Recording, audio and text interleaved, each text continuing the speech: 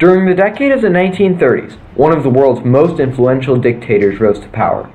He conquered almost all of Europe and together with his allies conquered large swaths of northern Africa. He did what Germany had failed to do in the First World War: take Paris and conquer France. He had almost brought all of Europe to its knees. His name was Adolf Hitler.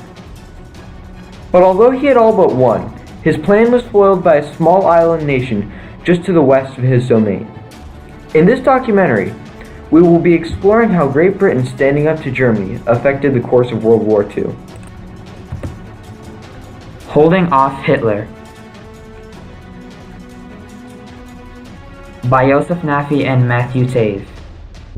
Although the seeds of World War II were sown when the Treaty of Versailles was signed, they began to grow in 1936 when Hitler invaded the Rhineland, and Britain and France decided on the flawed policy of appeasement, or trying to placate somebody by conceding to their demands. This resulted in Hitler attacking Czechoslovakia and Poland, causing the situation to flower into armed conflict. The British Expeditionary Force was a British army in Western Europe that lasted only 1 year before they were forced to retreat, from 1939 to 1940. The British Expeditionary Force was established to be ready for war with Nazi Germany. One of the most popular deployments of the British Expeditionary Force was when they were deployed along the Maginot Line. The Maginot Line was a line of powerful French fortifications that were built to defend France in case of a German invasion. It extended across France's entire border with Germany. The defenses consisted of powerful fortresses, blockhouses, bunkers, and a network of supportive rail lines. However, it was defeated by the Germans because they circled around and invaded France through Belgium instead, where the fortifications were much weaker. After Maginot Line fell, the French and the British found themselves being pushed back by the Germans, and to save their armies, they brought all possible British ships across the Channel and transported their armies to Britain. This was known as the Dunkirk evacuation. After the armies had left, the French government signed an armistice with Germany, who set up a puppet government. After France fell, Hitler was in a position of great power. He had control of nearly all of Europe, and only one thing stood in his way: Great Britain. At this point, it might have seemed like Hitler would have wanted to immediately invade Great Britain. However, this was not his plan. Hitler didn't actually want to invade Britain. He thought that after he had conquered France, that the British would come to their senses and see that it was foolish to oppose him any further. What he really expected and wanted to do was sort of to divide the world up between him and the British. He thought the British could have their overseas empire, and he wouldn't mess around with it, or at least that's what he said, while they would have their empire in Europe. However, the British government flat out refused to negotiate with Hitler or any Nazi representative. Churchill gave a speech telling his people that if they failed or stood aside, the world would descend into a dark age, and if they succeeded and the British Empire lasted for 1,000 years, this would be remembered as their finest hour. Angered by Churchill's defiance, Hitler told his generals to plan to invade Britain. His generals had doubts about the success of any invasion of Britain because of their extremely powerful Royal Navy and Royal Air Force, but Hitler forced them to proceed.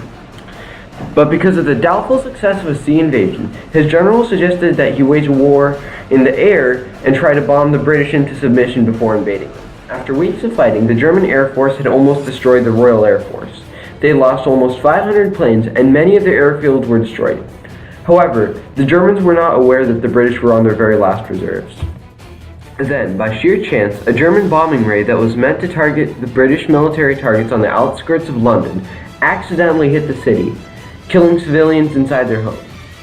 Churchill, thinking it was intentional, was furious and ordered a bombing raid on Berlin. This in turn made Hitler angry, so he ordered the German Air Force to target cities rather than military targets, allowing the British military to recover and saving them from the brink of defeat. The British then took advantage of this opportunity by repairing their airfields, training new pilots, and building new planes. They then regained the advantage on the Germans, and the Battle of Britain was won. However, many British cities suffered terrible damage from the time when they were being targeted by German bombers that came to be known as the Blitz. German bombers dropped thousands of high-explosive bombs that obliterated swaths of the British cities, and incendiary bombs that created firestorms, which caused many civilian deaths. The damages caused by the Battle of Britain included many deaths. 544 fighter command pilots from the Royal Air Force were among the dead, as were more than 700 from Bomber Command and nearly 300 from Coastal Command. 2,500 German Air Force air crew were killed, and over 40 British civilians also died in the Blitz. Because the Germans had numerical superiority, the British could not have won the Battle of Britain without superior equipment. One example of this was the Supermarine Spitfire, designed by R.J. Mitchell, the lead engineer at Supermarine, to compete with the top-of-the-line German fighter, the Bf-109. The Spitfires turned out to be effective against the Bf-109 fighter, and throughout the course of the war were used to attack fighter escorts. A second plane that the British employed against the Luftwaffe was the Hawker Hurricane. Although it was inferior to both the Spitfire and the Bf-109, the British had it available to them in far greater numbers than the Spitfire, and it proved effective at attacking German bombers while the Spitfires engaged the escorts. However, superior aviation technology would not have given Britain enough of an edge to defeat Germany in this conflict. So, how did Britain defeat Germany in this conflict? One word: radar. Here's the way that worked. The British had radar. It was a brand new technology at that time, and the Germans did not. The Germans fought the Battle of Britain from air bases, mostly in northern France and the Low Countries, that is Belgium and Holland. But with radar, the British could see where they were and how many planes were coming and when they would get to Britain. So the British defenses, and by defenses here we mean mostly fighter planes, were able to scramble and get up in the air just before the Germans got to where they were going to fight the battle, which was over southeast England. And because the English did not have to stay in the air, as would be the case just a few months earlier, they could wait on the ground, conserving their fuel and their ammunition until radar showed them where and when the Germans were coming.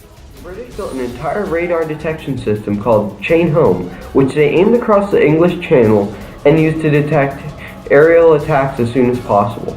This was a major advantage for the British to have, since it gave them an early warning for every attack, which made constant aerial patrols unnecessary, allowing weary flight crews to rest, and gave them a rough estimate of the strength of the attack, allowing them to counter each one effectively.